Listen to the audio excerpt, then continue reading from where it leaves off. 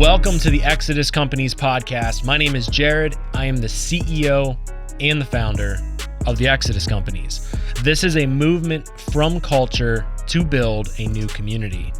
I operate a baby business. Sure, we sell millions of dollars in products to thousands of customers globally each year. My business has impacted hundreds of thousands of people in the last 7 years. My team is excellent and we push each other towards personal excellence every single day. Yet, in comparison to the giants, we're small. And if I'm not careful, I can find myself in the same trap that many of you find yourself in. How can I impact people where I am at now?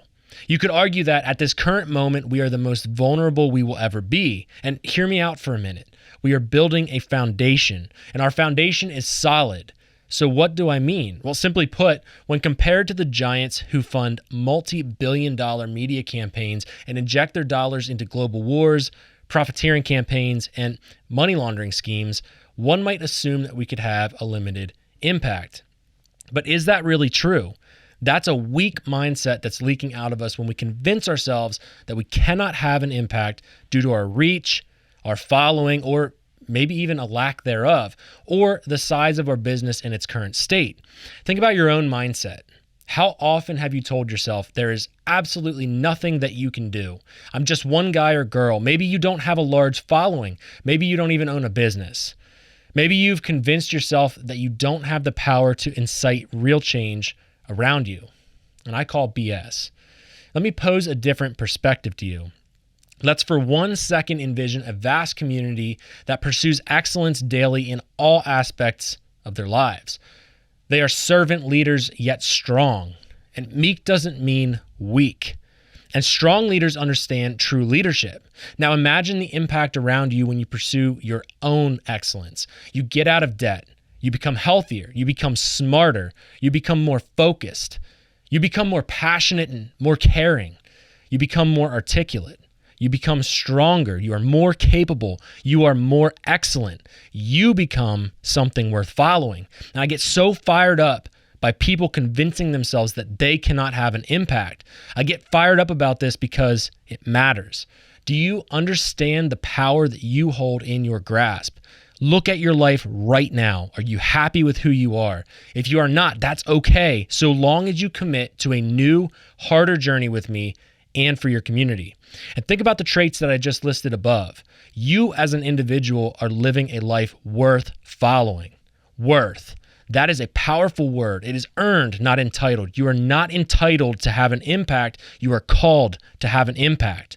How foolish are we to assume that we should have others following our lead if we haven't even put in the work to become worthy of being followed? And a calling is a commitment. It is not a guarantee of results, rather a guarantee of hard times, hard work, and often pain. Now let's frame that conversation from the lens of accomplishment. You have set forth on a path worthy of being followed, and people will notice. Sure, some people will reject you. Some people will write you off, call you crazy, and not even listen to what you have to say. And look, I'm no expert. I will not profess to be the best example of excellence because I am on the exact same journey as you are. I'm no different than you. And sure, we might have differences in our stories, but we are blood, organs, breath, souls full of purpose, divine purpose and meaning. And I can tell you that we each possess the power to influence and impact those around us, regardless of how small you think your circle is. Think about 10 million men stepping up and committing to excellence across this nation. I would wager that each feels inadequate. Each of us will wrestle with the imposter syndrome, the idea that we can't lead while we learn and we grow. The lie that since we are not professionals or experts right now, that our current journey and story offers no value to those around us. And how could we possibly lead when we are also a work in progress? It is because we are an authentic work in progress that we can lead. We are servant leaders who humble ourselves daily and live by our ethos of honor, integrity, and a mission. My journey is not without its own flaws. I'm cut from the exact same cloth as you, and I have felt pain, tragedy, and suffering much as you have.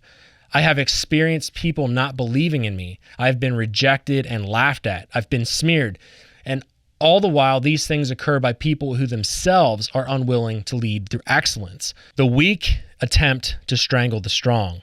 This is their own iniquities rising to the surface. They are controlled by their own self-pity and lack of purpose. You will experience this on your journey. And look, there is one thing that I fully believe in. Our culture lacks commitment to doing the hard things daily. And I propose that if we all did the hard things daily and absolutely removed ourselves from the prison system that they've built around us, wholly independent of their games, we would radically shift our culture immediately. And often we start the journey only to end it prematurely as soon as things get hard. Some of my best lessons came from those hard times. And I say this with confidence. The hardest of times have formed me into who I am as a man, a leader, a husband, a father, and a business owner. I know what it is like to be living paycheck to paycheck. I know what it's like to feel like you're barely surviving. The one difference that positions me where I am, I absolutely refuse to quit ever. I have moments where I need to curse and scream. I have moments of sadness, rage, and terror, and I know you do too. We are cut from the same cloth. I remember vividly working jobs that had no purpose. I filled oil tanks at my house 1 week at a time with 2 5-gallon fuel cans because I couldn't even afford to heat my home.